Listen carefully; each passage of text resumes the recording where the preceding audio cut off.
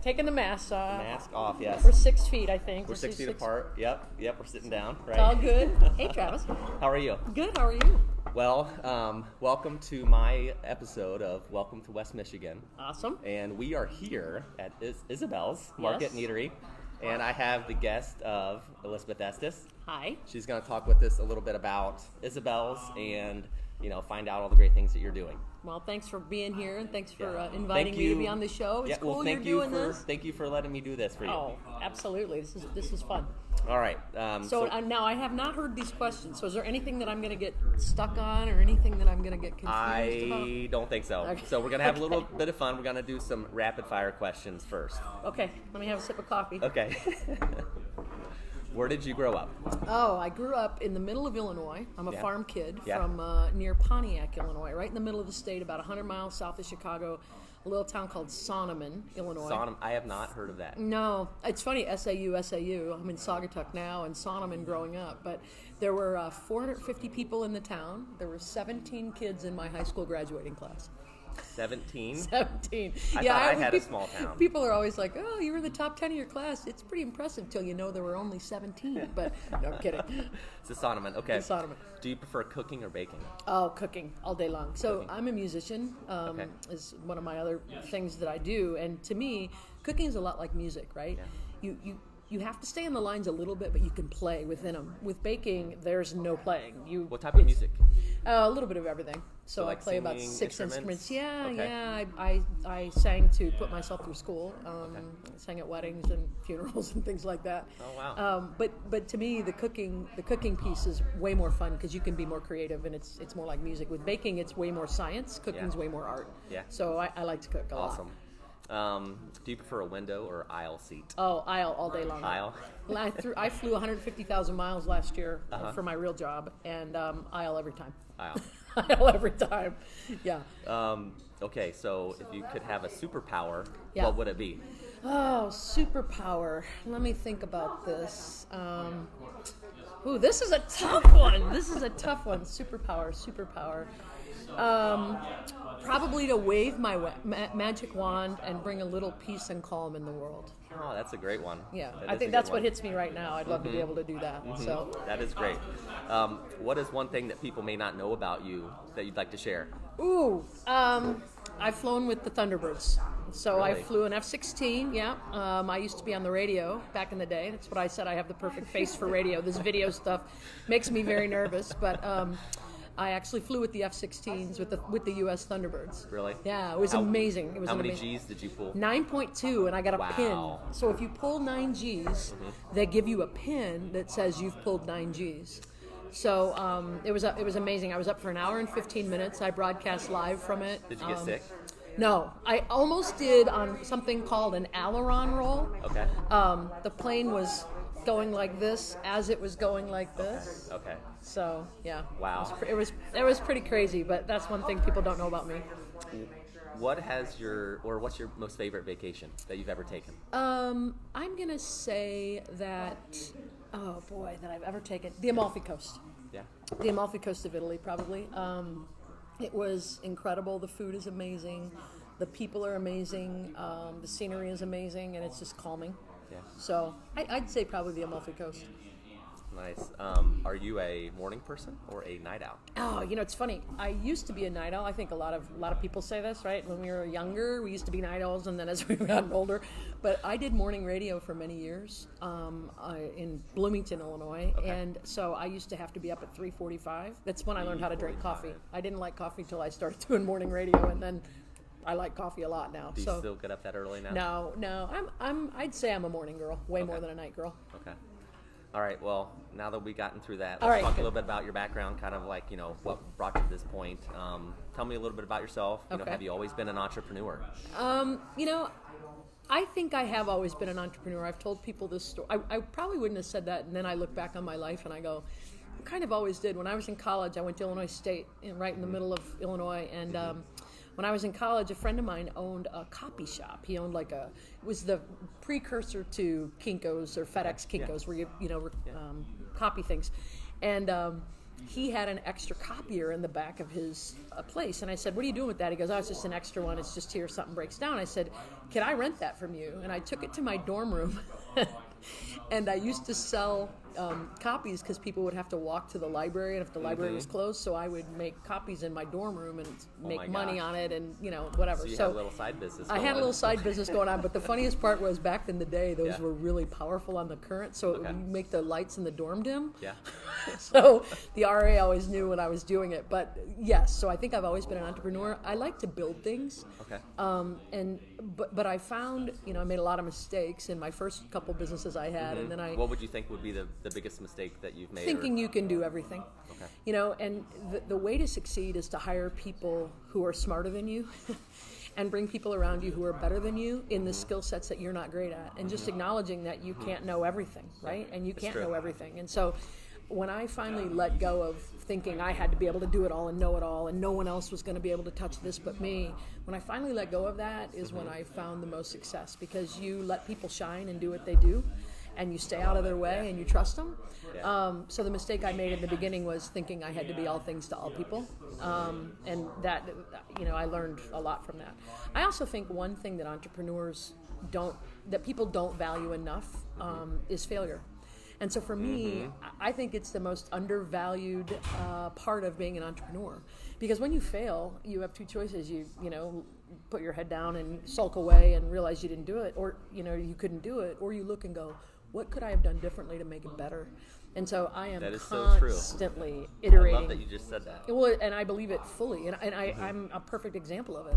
I've failed enough that at some point you knew it was going to work out because you've learned enough along the way. Yeah. And if you don't fail, you don't know what you have to change to get better. But it's when you fail, it's how you approach the failure piece, right? And I always say that. I have a degree in failure because in the beginning it's your ego, and then as you go along, it's like it's not your ego. You can't. You've got to be able to learn, and you've got to be able to try to iterate, and you've got to be able to say, hey, you know what, that didn't work, but why didn't it? Did it work? Didn't it work because it was the wrong idea, or didn't it work because maybe we had the wrong execution? And so for me, those are the two things I think that I value the most in my past. Oh, that's awesome. All right, now, how did you come up with this concept? Because this is a pretty unique concept for this area. Yeah. Isabel's Market and Eatery. How did this come about? Okay, well, I'd love to say that we're all geniuses, but part of it started with the city of Douglas, the village of the town of Douglas. Sorry. Yep. However that is, the village of the town of Douglas did a survey a couple years ago on what the community wanted and what the community needed, and in that survey, we read it pretty well, and in that survey it said they wanted a bakery. They wanted a place where you could get fresh seafood, fresh meat, fresh vegetables. They wanted a place where you could get an international flavor of food. They wanted a place where there could be an event space, a small event space. So if you look around Isabel's, we put in a bakery. We put in, fresh seafood, fresh meat, fresh produce. We have really cool, ever-changing menu of foods, international flavors and other flavors of foods. And then we built this event space. So we took a lot from that. And then, I always say that data's, people in town have heard me on some Zoom calls we've done, but, data's great. But Henry Ford always said if he asked people what they wanted, they'd have said a faster horse. So what we tried to do was take what we knew people wanted and maybe kick it up a notch and bring some different looks and feels to it. And that's why Isabel's looks the way it does. It's important not just to have those things, but to have those things in an environment where there's good energy, there's good light, there's good people, all those things, those intrinsic things that sometimes people don't ask for, but you know that they want. So we tried to make sure that all of that fit. And then I've told people this story. When we named it Isabel's, this project found its soul. Because we named it after a person who planted a seed in this community. We named it after a person who gave back in 1954, and what she gave then is still giving today, and that's our brand ethos: judge each day not by the harvest you reap, but by the seed you plant. I love your quote on the outside of the building. Yeah, that's great. So, besides being a market and offering all these unique products, what other events and services do you provide? Well, I'm going to tell you, the cooking classes have gone crazy. I haven't seen you here yet, learning how to cook, but I need to come and you and do. see. You and Anna, you guys with come. Sue, because Sue was one of the. Yep. Sue Chayton is one of your. Yeah, Sue Chayton is an amazing addition to this whole endeavor. I didn't really know her much before we did this. I knew of her and she knew of me, and then we got together. And the minute I met her, I was like, her energy's perfect, and she's really good at what she does. So the cooking classes are great. We just put out last Thursday. We put out the new schedule, and they sold out. So we're adding. Hint, hint, we're adding 8 more today. So get ready. So those will be cool. And then we're going to do a lot of different things over the next 6 months where we're going to bring in the podcast. We're getting ready to launch a podcast here. Yay. It's going to be called Goodness Served. Yeah. And we're going to talk to cookbook authors, people involved in the culinary space. And I don't just mean chefs. I mean the farmers here in West Michigan. We're so lucky to live where we live, to have the farmland we do and the products that we do and the people that we do that are producing these. So the Goodness Served podcast, which is going to start on Saturday, we'll interview a lot of local people. This Saturday? Yep. Okay. We'll interview local people. We'll also interview cookbook authors, people in the culinary space. And, you know, I think for many of us, I don't know, and for this is a labor of love, but for me, food is about memory, right? Food is about your grandma's dumplings or your mom's chicken soup, or food is about culture and travel. The thing, when you asked me my favorite vacation, I immediately went to Amalfi because of this meal that I had in the Amalfi Coast, right? So tying all that together in the Goodness Served podcast, we're excited about that. Oh, that's awesome. I didn't know you were doing that. I'm gonna have to... The old radio girls going back to her roots. So putting together this new concept that you have at Isabel's, what some of the challenges that you face, you know, putting all the pieces together, especially during COVID? I was going to say, well, let's start with COVID. You know, we were delayed in construction. I think part of it was we took a building that had been, empty for a while. Yeah. And we tried to turn it into something amazing. And there were moments where we were like, it would have been easier to get a bulldozer, right? So I think the construction piece of it, you know, that was a challenge, getting the construction piece done. During COVID, we were out for 3 or 4 weeks, which we completely understood and supported, and we got it. Yeah. You know, and it was weird, though, Travis, like, COVID almost in some ways, although it's a big stressor on us every day, right? We're sitting 6 feet apart, and these tables are 6 feet apart, and making sure that we're doing all the things that we need to do. During the construction, it almost gave us an excuse, not an excuse, but it was like, people kept saying, are you freaking out? And I'm like, I can't control it, right? Exactly. So it almost gave me an excuse to just let go of the things that I couldn't control the things that we could, try to continue to let our staff know that we were going to open as soon as we could, that we were, you know, and so all of that was a challenge. The COVID was a challenge. The COVID is a challenge in this environment right now, in this space. Yeah. But other than that, honestly, I feel like we've been super blessed and super lucky, and mostly because the way that the community has reacted. You know, they've welcomed us with open arms. They've come in here. I mean, I've seen you in here a few times eating some donuts on a Saturday morning. Our kids love it, yeah. So I really feel like there's nothing that I would change. We learned through all of it. I learned a lot about HVAC systems on restaurants and things that I didn't know before. So, those were the biggest challenges, mostly the construction, and then a lot of just the licensing and going through all the things that we needed to do. But it's all a learning experience. I'm grateful for it. Yeah, and then going through all of this and, you know, bringing Isabel's to Douglas, what's been the most joy that you've had in the whole experience? Well, a couple of things pop out at me. One was, I don't know if you saw this, but our very first customer was a young man by the name of Holden Bird. Holden is 11. And all summer long, he lives a couple blocks from here, and all summer long he would ride his bike through here. And he's an aspiring chef. He wants to learn how to cook, and he wants to be a chef. And he would ride his bike through here all summer, and he would come in with his mask, and he would take a peek. And sometimes he was here, and his mom didn't know he was here, and he'd come down and take a peek. And I promised him that he would be the first one in line. And so on the day we opened, September 17th, at 6:45 in the morning, there was Holden standing in the first one in line. Watching that young man walk through the door was really cool for me. I think just the welcome that we've had. I will also say some of the greatest joy happens every day. This team, and I know you hear people say this, if you walk back in the kitchen right now, they're probably singing. They sing, they crack up. It's just light and it's Tell good me about energy. your team, because I was going to ask you about that. Tell me about the team that you have here that helped make this possible. Oh, well, first our business partners. There's 8 women that did this, right? And it's amazing. 8 women who still really like each other after a lot of stress, which is really cool. And then, Sue Chayton, we mentioned. Sue, just from a culinary perspective and a teaching perspective, she's fantastic. And just who she is as a person she's a really good human being. So that's been really, we've been blessed with that. Mindy Traffman, who, of course, is the general manager of Coast 236, and she's a sommelier. Mindy works harder than any human being I've ever met, so having her a part of this as well. And then our executive chef is a guy named Mike Baraccio. Mike comes to us from the Grove in Grand Rapids. He was the best young chef of the year last year in Grand Rapids, and we were fortunate enough, I don't know how, but we were fortunate enough to be able to bring him here, and he brought a lot of his team. Sam, one of our other chefs, he's a Saugatuck boy, and so it's fun to have him come home.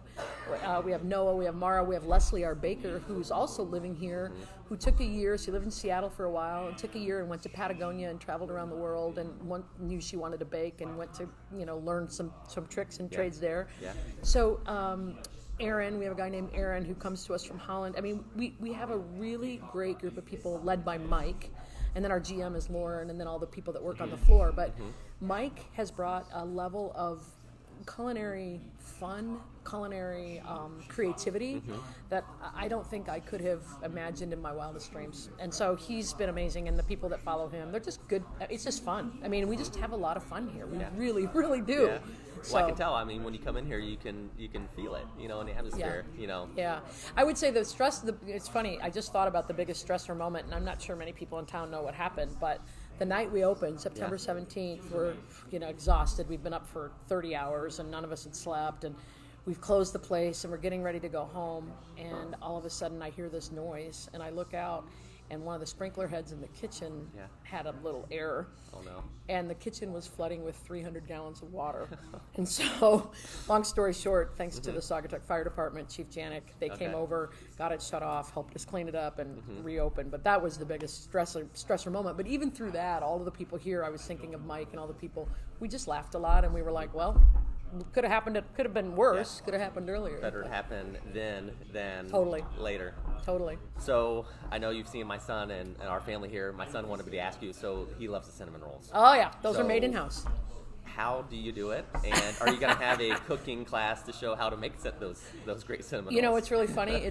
You're about the 5th person that said, can we have a baking class? Yeah. So a couple things. Leslie makes those in house. So our cinnamon rolls are made in house. People ask me a lot about the bread, and I'll tell you, I was arrogant enough a year ago to think we can make our own bread. We can do all that here. And then I met a guy named Shelby who owns Field and Fire in Grand Rapids, and about a year ago, and we sat down at Coast and we were having a conversation, and 2.5 hours later we finished the conversation because he was schooling me on the chemistry of sourdough starter. And I realized at that moment, I'm a fool, and you need somebody like that to make your bread. So we have the bread. We work with Field and Fire in Grand Rapids, and they make our bread. But our sweets are made in-house. So we make all the cookies, all the cinnamon rolls, all the sweetbreads, the brownies. All of those are made in-house. And Leslie makes those every day. She's in here at 4:30 every morning cranking those babies out. And yes, we are going to have a baking class, but even better, we're going to have a kids baking class. Oh my so gosh. stay tuned for that. It'll be in January. We're signing you up, Annalise too. So yeah, it'll be in January, February. We're going to have a kids baking class. We're also going to do some kids cooking classes because we've had a lot of people ask. That's so great. The best way to do that for the classes is sign up at isabelsmarket.com. Get on the email list. We give the email database list 24 hours advance notice of the classes, and then we post them on Facebook. So awesome! Thank you for that tip. You're welcome. What are your top 3 items that you have on your menu? Yeah, it's interesting. That you love. Yeah. Oh, that I love. Yeah. Oh boy, this is hard. Or just whatever. Well, our pasta. I mean, we make the pasta in-house. We have it's amazing. We bought a pasta maker called an arcobolino, and it makes about 10 pounds an hour, but we're back there cutting them by hand, a lot of them. I saw a video of, I think it me. was, or someone, and just slicing it out as it comes out the machine. Yeah, so the pasta here is really good, and there is something about fresh-made pasta that's different than dried pasta, the texture of it, the flavor of it, so that's good. I think any of the tomato sauce stuff that Mike makes, his bolognese is spectacular. popular, but his brown butter tomato sauce, which seems so simple, it's got a depth of flavor that's off the hook. I'm a huge fan of the chocolate brownies because I'm a little bit of a chocolate girl, so those are good. Yeah. I can tell you since we've opened, we've sold almost 13,000 bakery items. So apparently the ham and cheese croissants. The ham and cheese croissants, that's from Field and Fire. They're so good. And then I love some of the products. Like one of the things that we tried to do with the Isabel's brand was we tried to find products that match that. So for example, we've got a product called Slow Jams. It comes to us from a small batch place in Detroit, the Detroit Small Batch Food Academy. And what they do is they help disadvantaged youth who want to become chefs. They help them and they teach them and they bring them in their scholarships, and then they make these small batches of jams and jellies, and so all the money goes back to that. We've got a popcorn called Popcorn for the People, which they only hire adults with autism. 80% of adults with autism can't find jobs, and so this place hires them purposely, and I've met a lot of them in New York. Actually, it's called Popcorn for the People. So a lot of the products that we purchased and that we brought in here, we have one called Zen of Cooking, and it's a B Corp, a certified B Corp. They give X amount of their money away to charities. We've tried to do that, and we've tried to marry that. So it's hard for me to pick one thing we make or one product, because we've put a lot of heart and soul into picking those. You really think about the products that you bring into Isabel's we really to match up with your brand. It matches with what we said from the beginning was this is about planting seeds, and that's what we want to do. Oh, that's awesome. Now, tell me about some of the new things that you're going to be doing for the fall and holiday season is coming up. Yeah. Are there any events that you're excited about? Yeah, well, and we're the cooking classes, of course, but we will be doing, and as a matter of fact, just today we're going to be talking about it. We're going to be doing a few things coming up in the fall. So we will be doing Thanksgiving packages with the turkeys and the sides. I was wondering. Yeah. Okay. And then we're going to have gift baskets that we're going to have online and here in the store, where we can ship to people. We'll have an Italian theme, a charcuterie theme, a coffee theme, a tea theme. We're going to have some beautiful gift baskets. We're excited about that, with mugs and towels and whatever. We'll have different various price points. Yeah. We're excited about that. And then starting in January, we're going to start our meal kits. So, you've heard of HelloFresh and these meal kits. These are going to be really, really fresh because they're going to be packed in the morning. We're only going to do 30 to 40 a week. Okay. You can pair it with wine. Mindy will pair with wines. And then you will be able to pick it up on Wednesday, Thursday, or Friday, and it'll have not only, let's say, a brined pork chop in it that you can then cook, but it'll have instructions for the rest of it as well. So you can take it home and cook it. Yeah. So we'll have meal kits, and then we're going to do kids kits. Okay. Which will also be fun. So those will be in January. Okay. So then how can everybody make sure that they stay up to date with that? Like, how do they follow you? How do they... IsabelsMarket.com and sign up for the email database list, because the email list will always be given first shot at everything we do. We want to wrap our arms around you and thank you for being a part of it. So. Oh, I love that. And I have to ask one question. Anna, my wife, wanted me to ask you. Yeah. So what advice can you give for entrepreneurs out there that are trying to, do something on their own? And, what's one piece of advice that you could give them? Find your passion, first of all. It's funny. My mom taught me a long time ago that there are too many people in the world who know the price of everything and the value of nothing. Don't do it just because you think you're going to make $1 zillion. Do it because you have heart in it, because you believe in it. That's number one. Number two, don't be afraid to fail. And don't be afraid to acknowledge that you failed and say, this is what I do really well, so I'm going to stick to this, and this is what I don't. And so I'm going to find people who do. And then, my greatest advice is that I really have just hired people around me that are smarter than me and better than me, and let them do their job. I love it. So. Well, thank you very much. I love having you here. Those nuggets that if you're listening to this, really pay attention to some of the great things that she had to share. Thanks, not Charles. only for, people that want to start their own business, but just in life in general. Yeah, I think I always said to somebody, if hopefully on my epitaph or my, my obituary or my, when someone talks about me, if I'm gone, I hope they say I'm grateful, because I've been blessed by failing. I've been blessed by people in my life, and I feel blessed to be here in this today. So I appreciate you being here. All right. Well, thank you very much. You're welcome. Be sure to check out Isabel's and Isabel's. IsabelsMarket.com. All right. Take care. Thank you. Bye. Bye. Time for another coffee.